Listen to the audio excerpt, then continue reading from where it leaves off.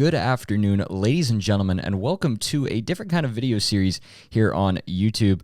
I'm going to do a similar thing to Fantasy Football Freak Show. Now, if you don't know what that is, let me guess, you probably don't. But anyways, Fantasy Football Freak Show was a YouTube series, well, not YouTube series, a TV series that used to be done here on CUTV. And for those who don't know, I'm currently in college right now, and my school's television station, CUTV, did a fantasy football series kind of thing where they talked about basically fantasy football. And that's kind of like what I'm going to do for this YouTube series here.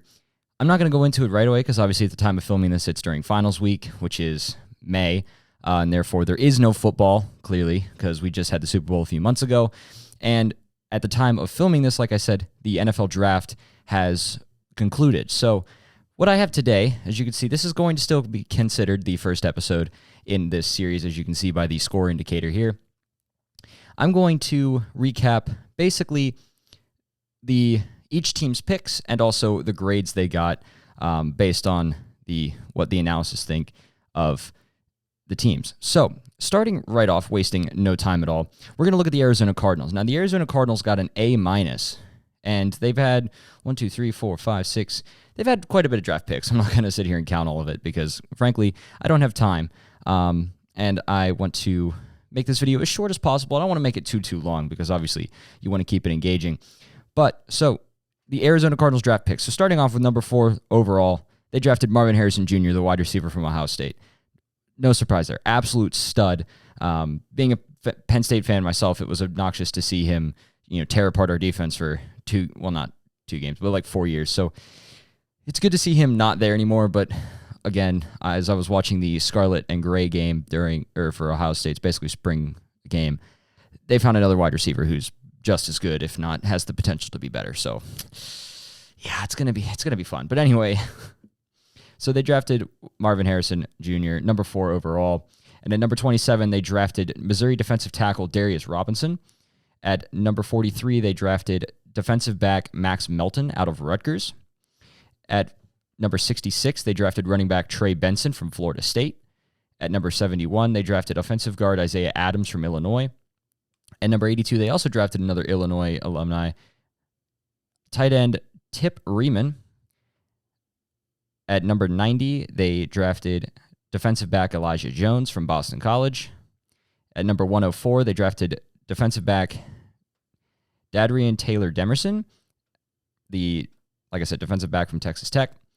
At 138, they drafted linebacker Xavier Thomas out of Clemson. At 162, they drafted offensive tackle Christian Jones from Texas. At 191, they drafted wide receiver Tejon Palmer from UAB. And at number 226, they drafted defensive back Jaden Davis from Miami. So, as I said, they get an A-. Their day 1, they got an A. Day 2, they got a B. Day 3, they got an A as well.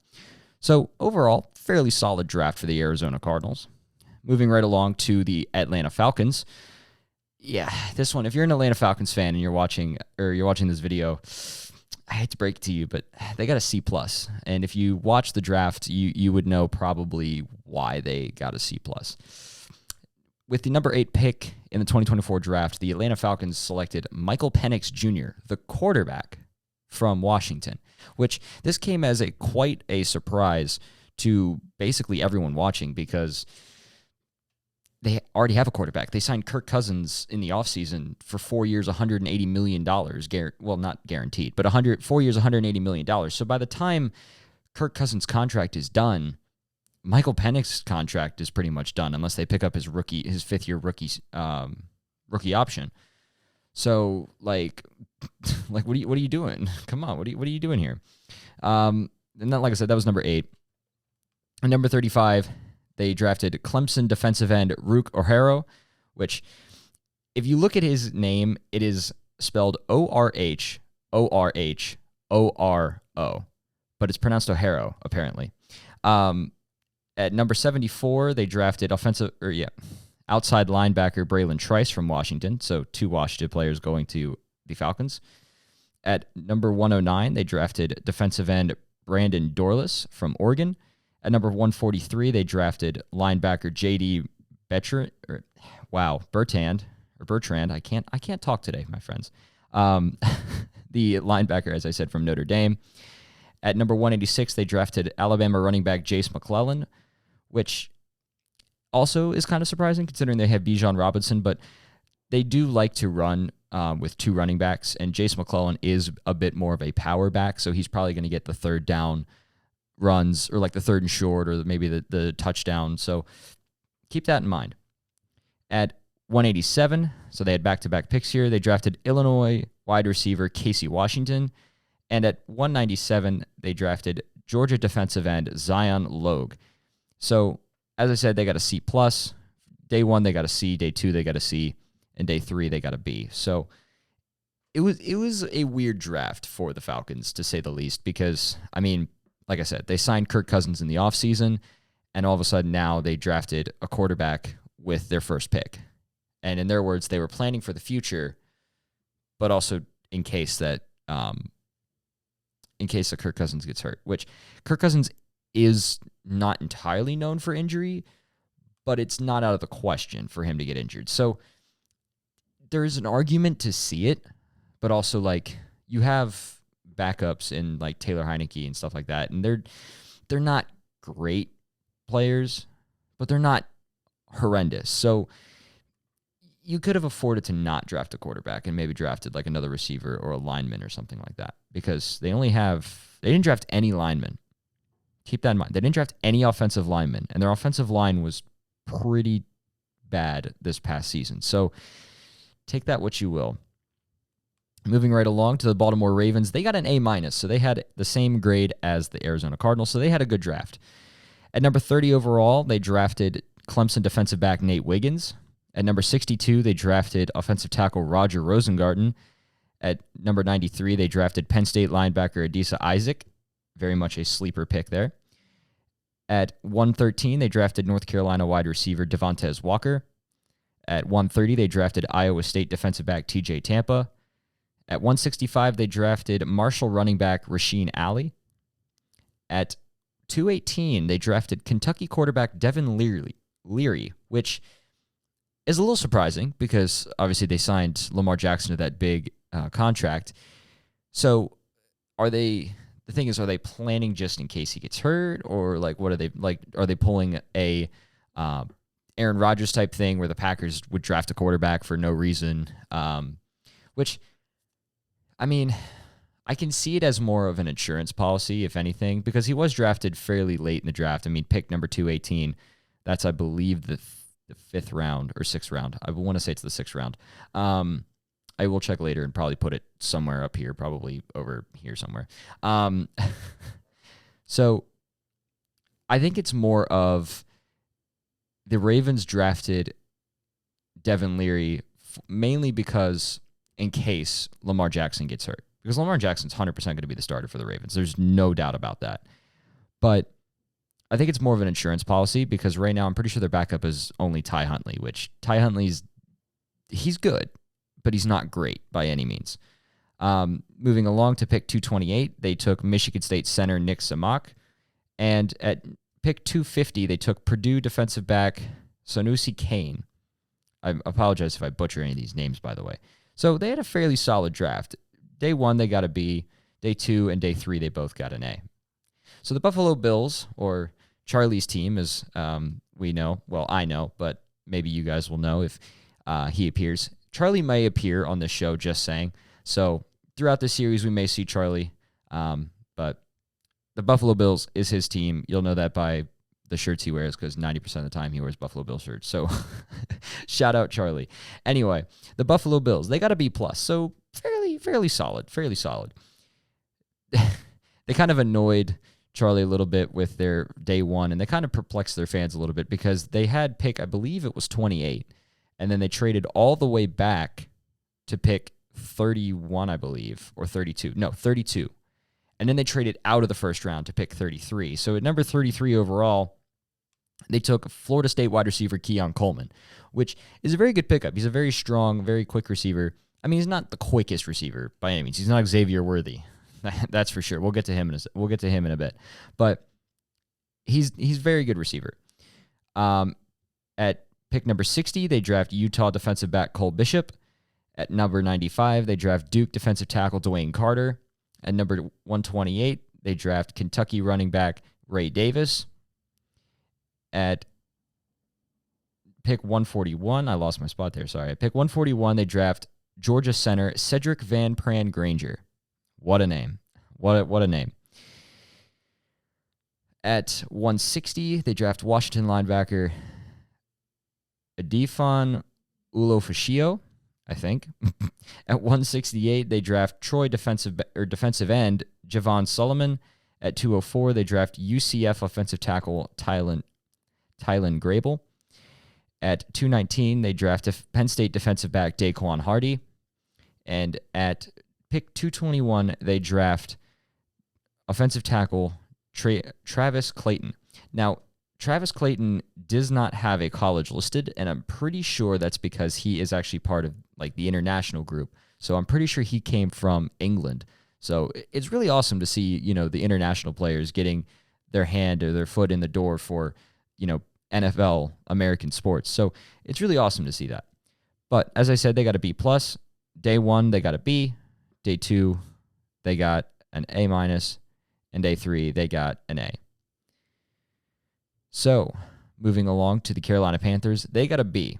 So not terrible by any means, but they did a little bit worse, according to this, than the Bills.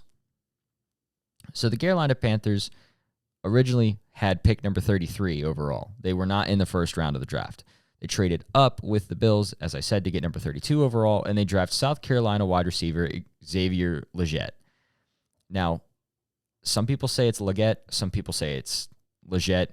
Roger Goodell during the draft even said it was Leggett, which I don't believe that. I'm pretty sure it's just Legette. It just sounds better, like Xavier Legette. That sounds like a good name. Anyway, it was really funny because two of the receivers that our good buddy Charlie wanted the Bills to draft, both of them disappeared before the Bills got the pick, and they skipped on both because the wide receiver that the Chiefs drafted and the wide receiver that the Panthers drafted were both ones that the Bills could have taken but decided to trade down for it. So keep that in mind if we see that the wide receiver from the Chiefs, which I'll get to in a bit, if there's memes made about it because he's toasting the Bills secondary. But again, we'll get to that. At pick 46, the Panthers took running back Jonathan Brooks from Texas. At pick 72, they took Kentucky linebacker Trevin Wallace. At 101, they took Texas tight end Jatavion Sanders. At 157, they took Washington State defensive back Chau Smith-Wade. At 200, they took Mississippi State defensive end Jaden Crumedy. And at 240, they took Michigan linebacker Michael Barrett. So they had about only 7 picks this draft, but they got a B out of it. Day 1, they got a C. Day 2, they got an A. And day 3, they got a B+. So originally, the Panthers were supposed to have the number 1 pick, but obviously, as you may have known, if you follow football even a little bit, they traded that to the Chicago Bears, and we're going to go over the Chicago Bears picks now. The Chicago Bears only had 5 picks in this entire draft. 5. And they used them wisely. They got an A- out of it. And obviously, with no surprise, the number 1 pick overall was USC quarterback Caleb Williams. As much controversy as he's gotten over the past few months, he's a very good quarterback. Like I said, controversy as in apparently he stated that he doesn't want you to make eye contact with him until he has your respect. So yeah, that's a bit bold of you to say. And then during the draft, he didn't want to reveal his medical records to any of the teams. So it's like, what are you trying to hide there, bud? Like, honestly, what medical history that we don't know about are you trying to hide? So at pick number 9, they draft Washington wide receiver Rome Odunze, which is very, very good because think about it now. This is the Bills. What am I on about? This is the Bears offense. If they can get their O-line situated and bolstered, they will have Caleb Williams at quarterback, DeAndre Swift and Khalil Herbert switching off for running back, DJ Moore, Rome Odunze, and Keenan Allen at wide receiver with Cole Kmet at tight end. That's actually a very scary offense when you think about it. On paper, it's very, very scary. Whether they're going to put that in the actual motion because of, how the Bears are is yet to be seen. But on paper, I'd be on the lookout for the Bears offense. At pick 75, they draft Yale offensive tackle Kieran Amagaji, I think it's Amagaji. At pick 122, this was the first special teamer to come off the list, I believe. Iowa punter Troy Taylor.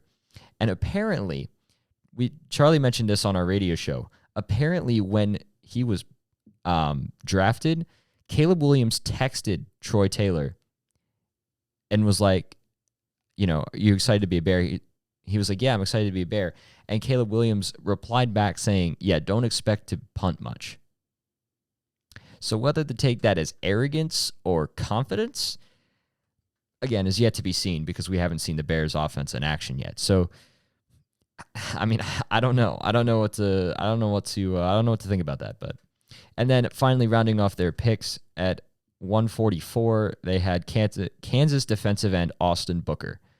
So, like I said, the Bears only had 5 picks. And if you're wondering what that was, a friend of mine just walked past the window, so I waved to him. But they only had 5 picks, and they did pretty well. Day 1, they got an A. Day 2, they got a B, or an A minus. Day 3, they got a B plus, or B minus, excuse me. So, like I said, the Bears, they're looking pretty good, but we just have to see how they put that into motion. The Cincinnati Bengals got a B minus. They have a good bit of picks, starting off with Georgia offensive tackle Marius Mims at 18 overall, Michigan defensive tackle Chris Jenkins at number 49, Alabama wide receiver Jermaine Burton at number 80, Texas A&M nose tackle McKinley Jackson at 97, Iowa tight end Eric All at 115, TCU defensive back Josh Newton at 149, Arizona tight end Tanner McLaughlin at 194, Mississippi defensive end Cedric Johnson at 214, Mississippi defensive back Dejon Anthony at 224, and Miami center Matt Lee at 237. So, an okay draft for the Cincinnati Bengals. Nothing to write home about, but at least they bolstered their offense and their defense a little bit. The Cleveland Browns were tied for the worst grades in the draft. So neither team, no team failed, but there were 2 teams that got a C+, and the Cleveland Browns were one of them. They didn't have very many picks. They had 6 picks in total. At number 54 overall was their first pick, and they drafted Ohio State defensive tackle Michael Hall Jr. At number 85, they drafted Michigan offensive guard Zach Zinter, Louisville wide receiver Jamari Thrash at 156, Mississippi State linebacker Nathaniel Watson at 206, South Dakota defensive back Miles Harden at 227, and Cincinnati defensive tackle Jawan Briggs at 243. Day 1, they got a D because they weren't in day 1. Day 2 and day 3, they got an A minus. So basically, their score or their grade was brought down because of the fact they weren't in day 1. And some of these picks were gotten from the Deshaun Watson trade. They lost a lot of their picks to the Deshaun Watson trade and only got like 1. I believe that ended up it was traded away and turned into a kicker for the Vikings, I believe. We'll get to that. The Dallas Cowboys got an A minus. They were number 29 overall, and they drafted Oklahoma offensive tackle Tyler Guyton with that pick. Then Western Michigan defensive end Marshawn Keeland at 56. Nealon, at 56. Kansas State offensive guard Cooper Beebe at 73. Notre Dame linebacker Maurice Lufau at 87. Wake Forest defensive back Killeen Carson at 174. Southeast Missouri wide receiver Ryan Flournoy at 216. Louisiana offensive tackle Nathan Thomas at 233. And Auburn defensive tackle Justin Rogers at 244. So, like I said, fairly good draft for the Dallas Cowboys. The Denver Broncos, my team, we didn't do too hot. We got a B minus. I mean, it's not, like I said, it's nothing to write home about. It's nothing to, absolutely, crap on, but it is what it is. One thing that perplexed me is right before the draft, the Denver Broncos had a trade with the New York Jets, and they signed and traded for Zach Wilson at quarterback. And then with their first pick, the number 12 overall, they drafted Bo Nix, the quarterback from Oregon. So it's going to be interesting. I mean, I can see why they did it, because when you look at the quarterback room for Denver before Bo Nix, it was Jarrett Stidham, Zach Wilson, and Ben DiNucci. Probably the worst quarterback room in the entire league. So drafting Bo Nix probably means that he's going to be the starter, I would assume. I'm not sure. He'll probably have to beat out Zach Wilson. Excuse me 1 second. Excuse me. He'll probably have to beat out Zach Wilson, but Jarrett Stidham and Ben DiNucci aren't hard, because when I looked at the Broncos depth chart, apparently according to ESPN, it said that Jarrett Stidham was the starter, Zach Wilson was quarterback 2, and Ben DiNucci was quarterback 3. That's pretty funny. So if we're saying that Bo Nix has to beat out Jarrett Stidham for starter, I'm pretty sure that Bo Nix is going to end up being the starter. But nonetheless, then they drafted Utah linebacker Jonah Ellis at number 76, Oregon wide receiver Troy Franklin at 102. So Bo Nix will have one of his receivers, one of his good friends from college to throw to, so that's good news, I guess. Missouri defensive back Chris Abrams-Drain at 145, Notre Dame running back Audric Estime at 147, Utah wide receiver Devon Valley at 235, and South Carolina offensive guard Nick Argiulo at 256. So their grades for each day went in reverse alphabetical order. It went CBA. So not terrible, again, but nothing to write home about. The Detroit Lions also got a B. At number 24 overall, they drafted Alabama defensive back Terrion Arnold, which I believe is the better corner out of Alabama. Charlie would disagree just because he's biased towards the other one. If you don't know who it is, it's Kool-Aid McKinstry. What a name. Then they drafted Missouri defensive back Ennis Rakestraw Jr. with number 61. British Columbia offensive tackle Giovanni Manu, I think it's Manu, at 126. Utah running back Sione Vaki at 132. LSU defensive tackle Makai Wingo at 189. And Boston College offensive guard Christian Mahogany at 210. So overall, fairly okay draft for the Lions. A lot of the Lions picks were just kind of like, who was the best available and who did we need? Because a lot of the ones that they probably wanted to get were gone. But I'd say the one that they probably wanted to get that was still there was probably Terrion Arnold. The Green Bay Packers got a B as well. They drafted Arizona offensive tackle Jordan Morgan, number 25 overall. Texas A&M linebacker Edgerrin Cooper at 45. And it was really funny with the number 25th pick overall. Every Packers fan at the draft in Detroit probably wanted the Packers to draft Cooper DeJean, the corner from Iowa. And then when they announced Jordan Morgan, the offensive tackle from Arizona, the immediate happiness and anticipation on the faces of Packers fans turned into instant, I don't want to say depression, but the guys went from to that kind of look. It was probably the funniest thing I've ever seen come out of the draft, because they showed one on camera, and the Lions fans around him were just pointing at him, doing this, trolling him basically. It was like I said, the funniest thing that Charlie and I probably have ever seen watching the first round of the draft. But anyways, they drafted Texas A&M linebacker Edgerrin Cooper at 45, as I said. Then Georgia defensive back Javon Bullard at 58. USC running back Marshawn Lloyd at 88. Missouri linebacker Tyron Hopper at 91. Oregon defensive back Evan Williams at 111. Duke center Jacob Monk at 163. Oregon State defensive back Keaton Oladapo at 169. Georgia State offensive tackle Travis Glover at 202. Tulane quarterback Michael Pratt at 245, which was a little bit shocking because, Michael Pratt's a good quarterback, but we all know Jordan Love's going to be the starter. It's kind of, I guess, a backup plan for if Jordan Love gets hurt, because honestly, at this point, it's going to be it's going to be a fight for quarterback 2 between Sean Clifford and now Michael Pratt, which if I had to pick either one, it would be Sean Clifford, because I think Sean Clifford's a little bit better than Michael Pratt, but That's not Penn State bias. That's actually objective. Anyway, and then finally their last pick, they draft Penn State defensive back Kalen King at 255. So overall across the board, the Packers got a B for all 3 days and their final grade. The Houston Texans, which benefited a lot from the Deshaun Watson trade because they got a lot of picks for this year, I believe, got an A-. They started off with drafting Georgia defensive back Kamari Lassiter at number 42 overall. Notre Dame offensive tackle Blake Fisher at 59. USC defensive back Kalen Bullock at 78. Ohio State tight end Cade Stover at 123. Oregon linebacker Jamal Hill at 188. Louisville running back Joar Jordan at 205. USC defensive end Solomon Byrd at 238. Auburn defensive tackle Marcus Harris at 247. And offensive guard Ladarius Henderson at 249.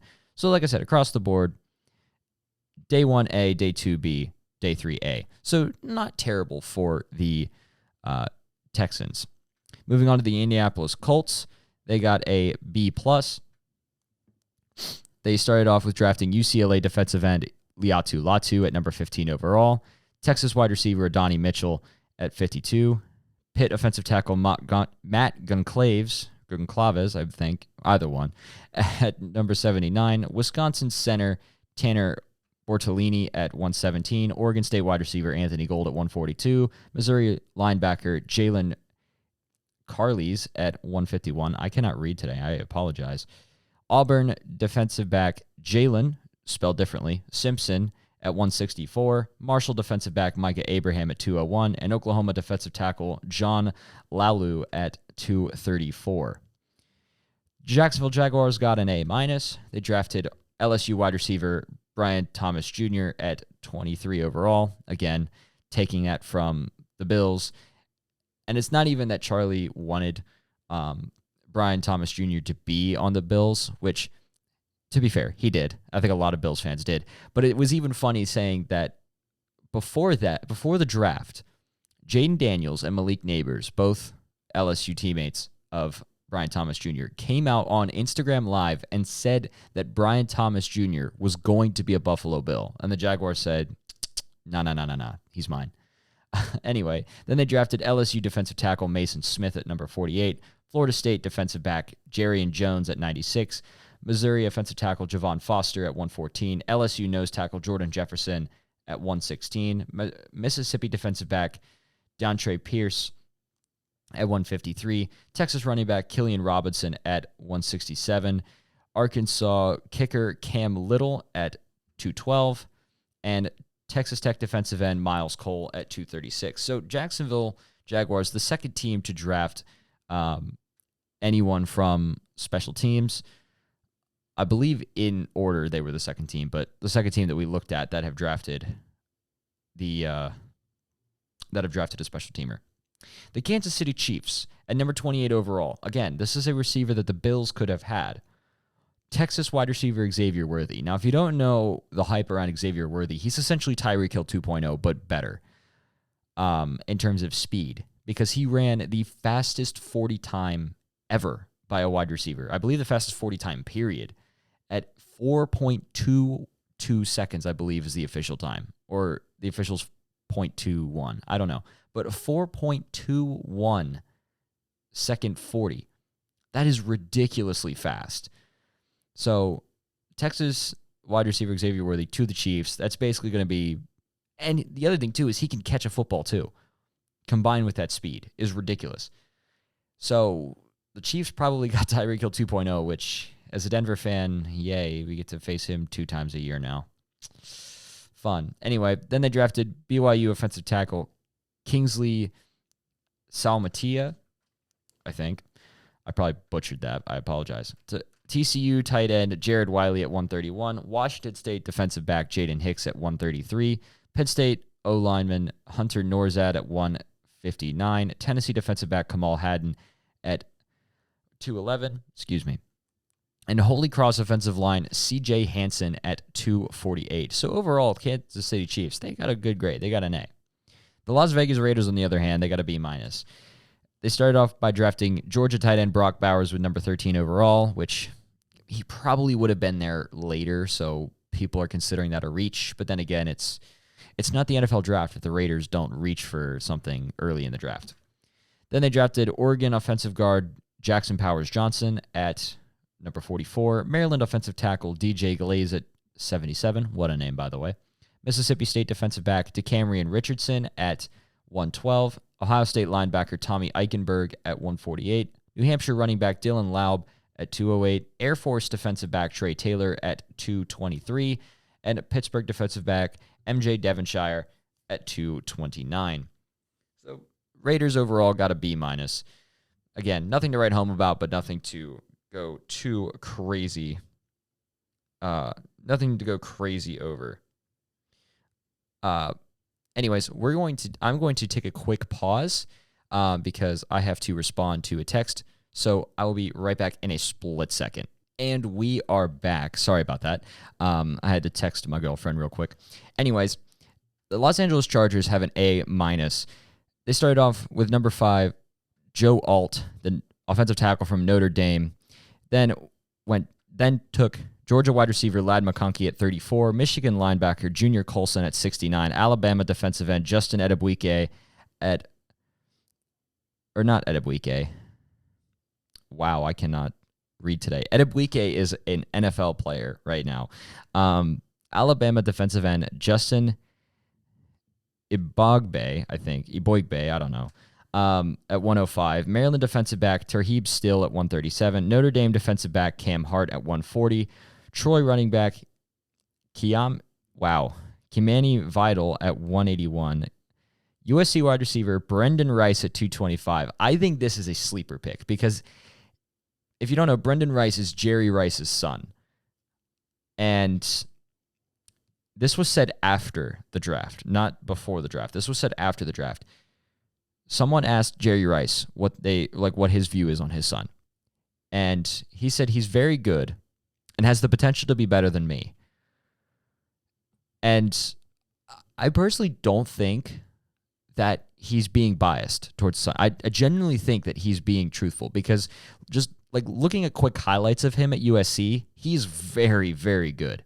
So if he can work his way up through the ranks of the wide receiver room in the Chargers, which is not very hard. I mean, you have Quentin Johnston who can't catch a football and Joshua Palmer. So it's not going to be hard, but he has the possibility to become a very, very solid, if not very, very sought-after wide receiver one. And then they rounded it out with drafting Michigan wide receiver Cornelius Johnson at 253, which, again, another very good receiver. So Quentin Johnston may be sitting on the back burner for a little bit if he can't start catching footballs because it may be Cornelius Johnson, Brendan Rice, and Joshua Palmer as your 3 receivers. So, yeah. The Los Angeles Rams got an A-.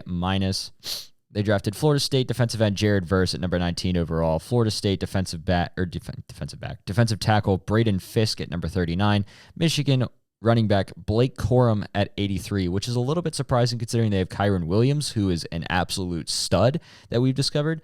But then again, we said that this was confusing when they drafted Puka Nacua, and look what Puka Nacua did. He was arguably robbed of the Offensive Rookie of the Year award, but that again, I'm not going to go into that. That's just my take.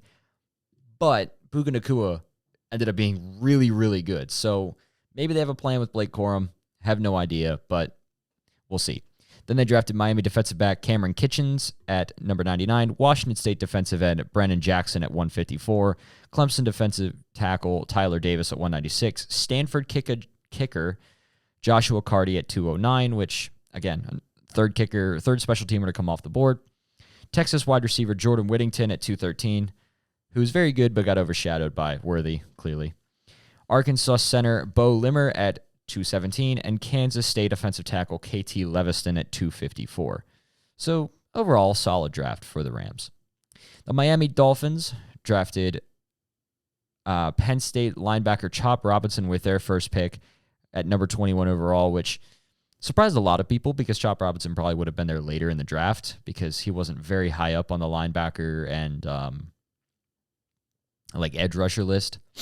So some would consider it a reach, but I don't know. They lost a good bit of their defense. They lost a lot of their defense, actually, over the offseason. So it makes sense. Then they drafted Houston offensive tackle Patrick Paul at 55, Tennessee running back Jalen Wright at 120, Colorado State linebacker Mohamed Kamara at 158, Virginia wide receiver Malik Washington at 184, Cal defensive back Patrick Morris, not our Cal, but California, as in the state, Patrick McMorris at 198, and USC wide receiver Taj Washington at 241.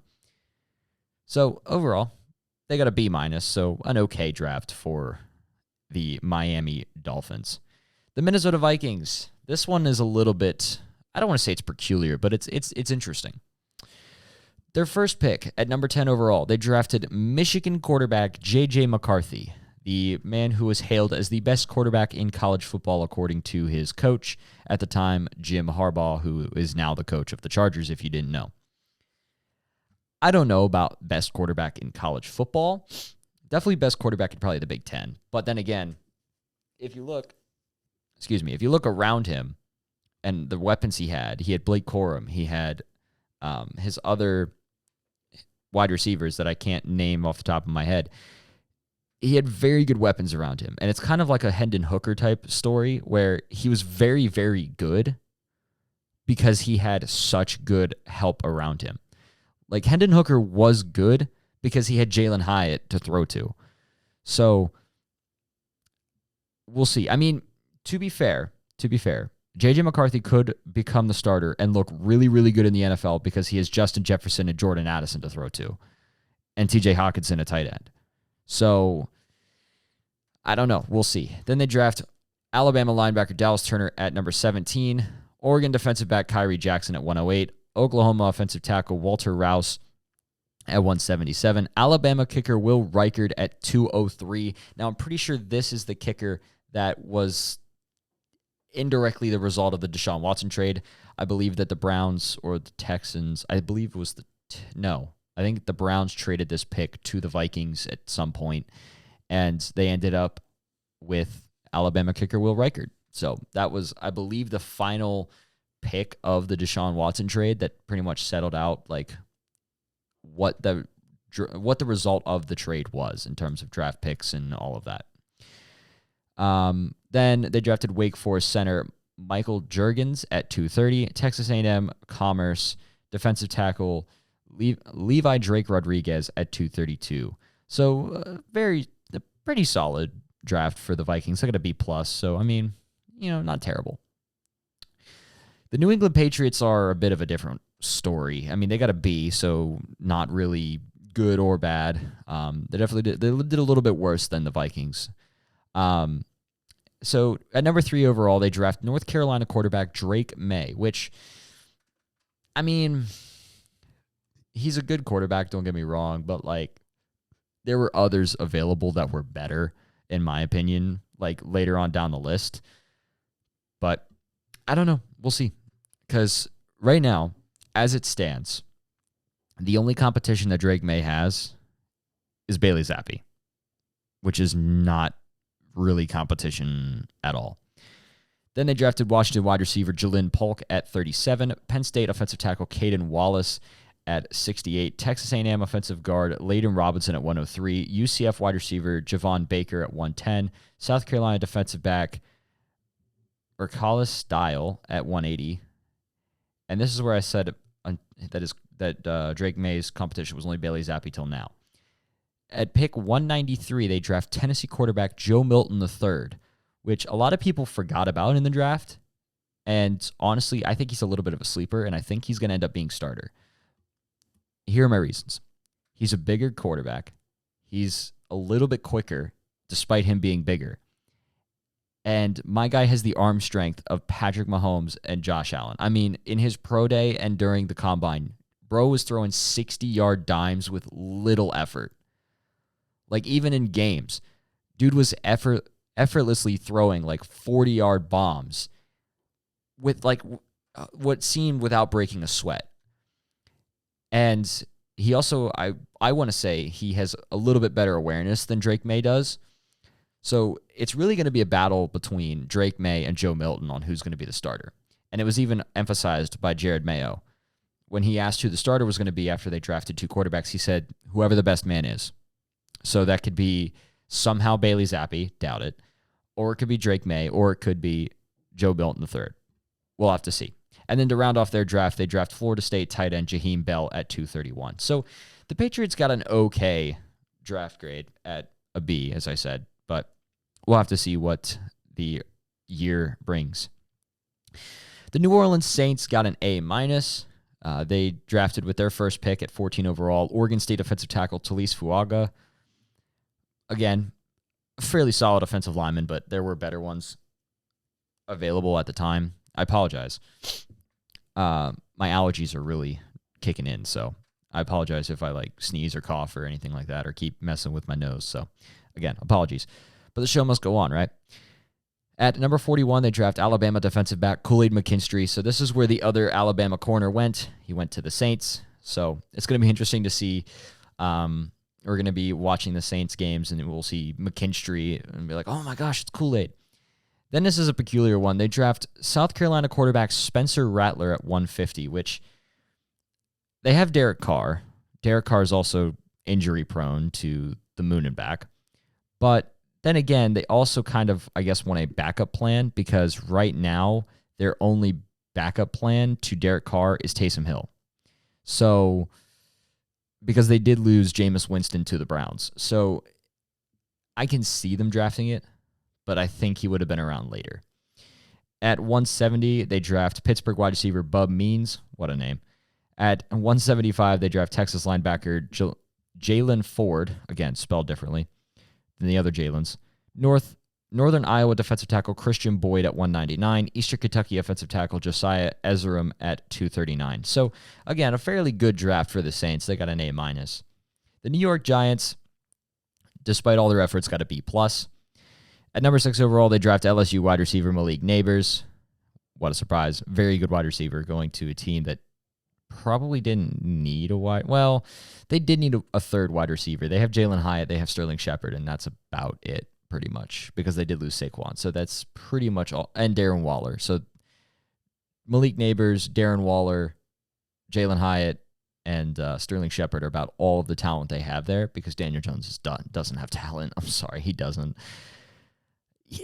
Yeah. Then they drafted Minnesota safety Tyler Nubin at 47, Kentucky cornerback Andrew Phillips at 70, Penn State tight end Theo Johnson at 107, which was a little surprising because, like I said, they had Darren Waller, but then again, Darren Waller is also very, very injury prone. Purdue running back Tyrone Tracy Jr. at 166, and UCLA linebacker Darius Moussault at 183. I don't know if I said that right, but yeah, they're going to be plus all around the board, all 3 days, and as their final grade.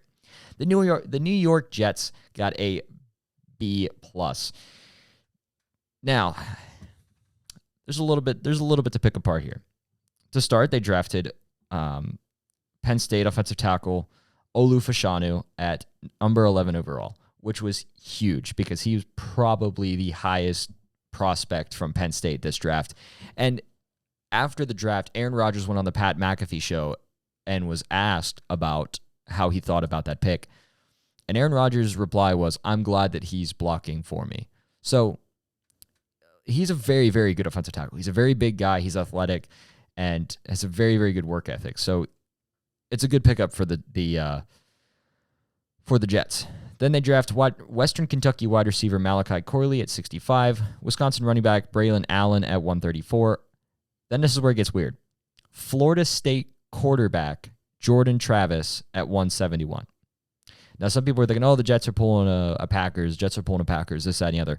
I beg to differ on that. I think the reason they drafted Jordan Travis was because of losing Zach Wilson.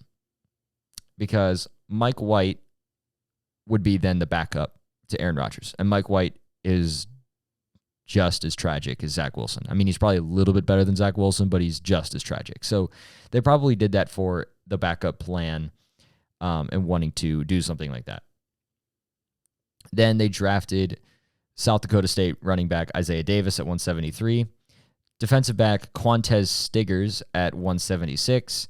Again, no college listed because I'm pretty sure he was an international player. And Alabama defensive back Jalen Key at 257. So, okay draft for the Jets at B+. The Philadelphia Eagles is a little bit different. They got an A-, so they had a good draft. Started off with drafting Toledo defensive back Quinion Mitchell at 22 overall, which again was one of the highest prospects for defensive backs. Then at number 40, they turn around and draft another defensive back, Iowa defensive back Cooper DeJean at number 40. So Cooper DeJean is an Eagle, and there have been things said about Cooper DeJean, which I'm not going to get into because it would get me canceled on YouTube, but that's, excuse me, that's besides the point. So 2 defensive backs going straight to the Eagles. So it's going to be interesting to see if they're trying to move on from some of their players or if they're being used as backup plans. James Bradbury. Anyway, then they draft Houston Christian linebacker Jalix Hunt at number 94, Clemson running back Will Shipley at 127, Texas A&M wide receiver Anais Smith at 152, Clemson linebacker Jeremiah Trotter Jr. at 155, Michigan offensive guard Trevor Keegan at 172, Florida State wide receiver Johnny Wilson at 185, and NC State center Dylan McMahon at 190. So an overall good draft for the Eagles. The Pittsburgh Steelers, the hometown heroes for my area, or for the Cows area, they got an A. They had a good draft. They started off with drafting Washington offensive tackle Troy Fautanu at number 20 overall. Then drafting West Virginia center Zach Frazier at 51. So they've drafted 3 big guys on offense. The third guy was South Dakota State offensive guard Mason McCormick at 119. So they drafted 3 big offensive linemen. So if that doesn't mean that they're going to try and run the ball a lot more with Jaylen Warren and not Najee Harris, then I don't know what will explain that to you. But also could be for pass protection, because then at 84 overall, they drafted Michigan wide receiver Roman Wilson, who's a very good receiver. So opposite George Pickens, it's going to be interesting to see, especially with Russell Wilson and Justin Fields at quarterback. Yeah. And then they turn around and draft NC State linebacker Peyton Wilson at 98, and Iowa defensive end Logan Lee at 178, and Texas defensive back Ryan Watts at 195. So overall, Pittsburgh did very well in the draft. The San Francisco 49ers got a B. They drafted Florida wide receiver Ricky Pearsall at 31 overall. If you've watched any college football, ESPN in the past year or so, you would know of Ricky Pearsall without knowing of him. He was the guy on Florida who had that ridiculous, like, behind-the-back, one-handed type catch against Charlotte. Yeah, that was him. So take that as you will. So out of all the receivers that were still available, they draft Ricky Pearsall. It's the Niners we're talking about. They drafted a kicker last draft in less than 200 picks, and then he turned out to be one of the worst kickers in the league. Yeah. Anyway, then they draft Florida State defensive back Renardo Green at 64, Kansas offensive guard Dominic Pooney at 86, Wake Forest defensive back Malik Mustafa, what a name, at 124, Louisville running back Isaac, Gerendo at 129, Arizona wide receiver Jacob Coing at 135, UC offensive tackle Jarrett Kingston at 215, and Florida State linebacker Tatum Bethune. I can't read today, guys. I apologize. This video is already going to be well over an hour, which is yikes. I don't know how I feel about this. We'll see how it goes. At 251. So a good one for the San Francisco 49ers. I promise that hopefully the next few episodes will not be this long. I just wanted to get through all the teams. We only have a few more to do. So, yeah, we might be under an hour depending on how long we do this. But anyway, moving on. Seattle Seahawks, they got an A. They started off by drafting Texas defensive tackle Byron Murphy II at 16 overall, Connecticut defensive guard Christian Haynes at 81, UTEP linebacker Trice Knight at 118, Michigan tight end A.J. Barner at 121, Auburn defensive back Nehemiah Pritchett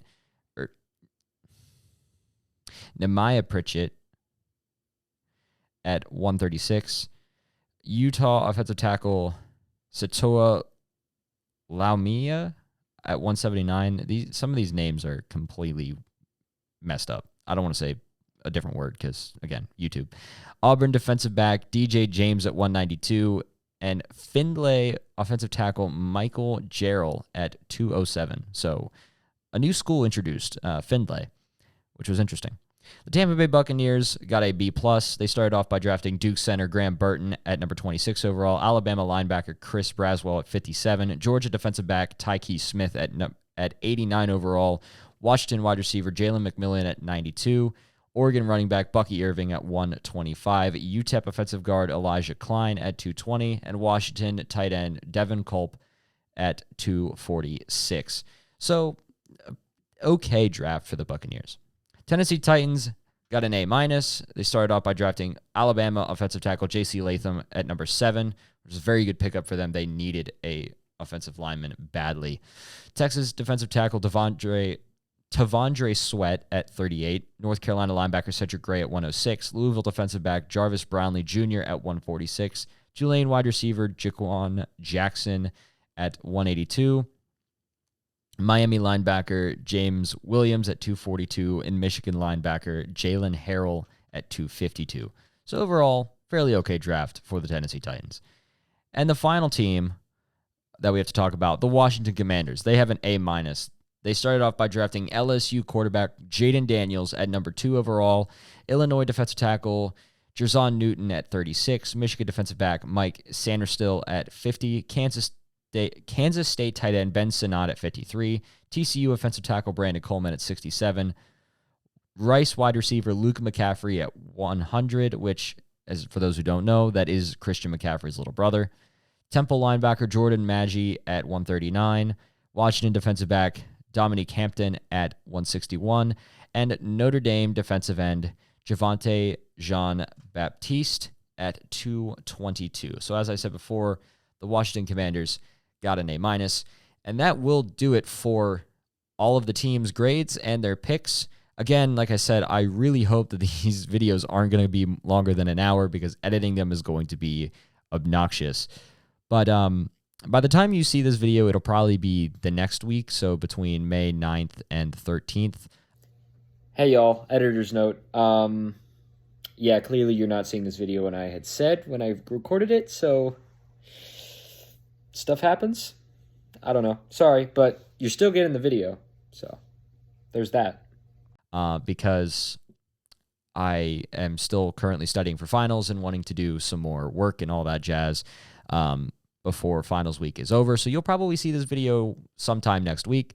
Again, as I said, between, or not the 9th, but let's see, what would it be? The 3rd, 4th, 5th, like the 6th through the 13th or whatever. Yeah, the 6th through the 13th. So any time in that week, you'll probably see it. But yeah, so like I said, this is going to be the first of many. These videos are probably going to be, the goal is to have them recorded on Tuesdays and posted by Thursday night before, obviously, Thursday night football rolls around. So it's going to be interesting to see what we can do. I'm going to try my best, obviously. This is just kind of a fun idea that I wanted to try, and we'll see because I have access to, really nice microphone, really nice like podcast recording area, and also a half decent camera that you're currently viewing me on. But anyways, I'd like to thank you so much for watching. It's been really awesome. If you stuck around to the very end, I seriously thank you. You're obviously invested in sports, and I hope you're interested and excited for more to come. But yeah, until then, I'm going to be posting other videos over the summer because obviously I won't have access to this stuff because my current area of living is over 3 hours away. So it'll be interesting to see what the summer brings. I have some ideas to do over the summer, but we shall see. But anyways, I thank you so much for watching today's video. I really hope you did enjoy it. I'm Reaper, and I'll catch you all in the next one. Take care, and peace out.